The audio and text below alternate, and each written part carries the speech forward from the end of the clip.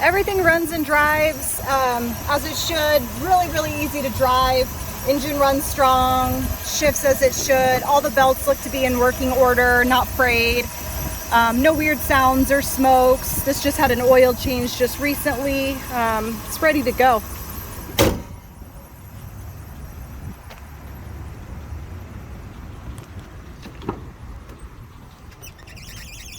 No check engine lights.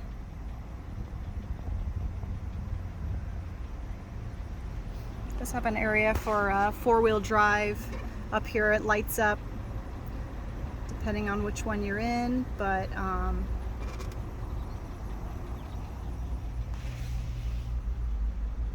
got some features over here.